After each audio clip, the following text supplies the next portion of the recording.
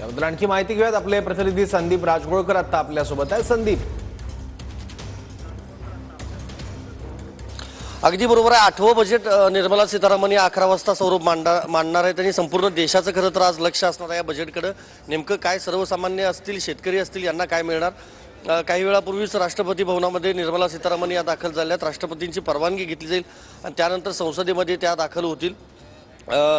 प्रामुख्यानं पाहायला गेलं तर महाराष्ट्रासाठी मोठी काही घोषणा होते का हे बघावं लागेल. कारण ज्यावेळा अंतरिम बजेट मांडण्यात आलेलं होतं लोकसभा निवडणुकीनंतर, त्यावेळा महाराष्ट्रासाठी मोठी काही घोषणा जी आहे ती करण्यात आलेली नव्हती. त्यामुळे मुंबईची लोकल असेल किंवा नवीन विमानतळ, सध्याची विमानतळ आणि नवीन विमानतळ असतील किंवा कृषी संदर्भात असेल, अशा पद्धतीनं महाराष्ट्रासाठी काही वेगळं आजच्या बजेटमधून मिळतं का हे बघणं महत्त्वाचं असणार आहे.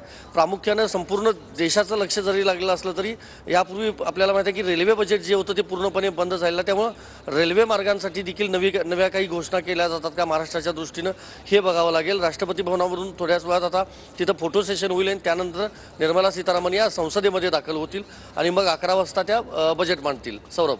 ठीक आहे संदीप, धन्यवाद या माहितीबद्दल. केंद्रीय अर्थसंकल्पात महाराष्ट्रासाठी नेमकं काय आहे, त्याचबरोबर शेतकरी, महिला, तरुण अशा विविध क्षेत्रासाठी, विविध खात्यांसाठी कुठल्या वेगळ्या योजना, कुठल्या वेगळ्या तरतुदी या अर्थसंकल्पात असणार का, अशाही अनेक अपेक्षा भारतीयांच्या आहेत.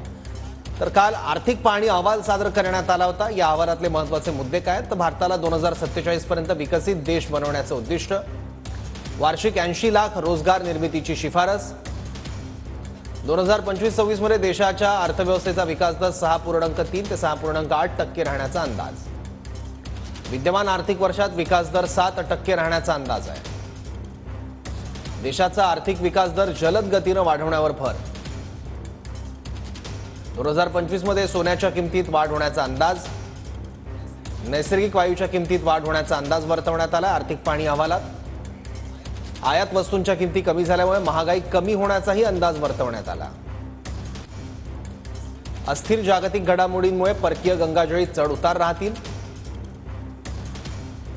भारत मॅन्युफॅक्चरिंग हब बनण्यात चीनचा मोठा अडसर आहे. त्या संदर्भात सुद्धा विचारमंथन या आर्थिक पाहणी अहवालात करण्यात आलं आहे.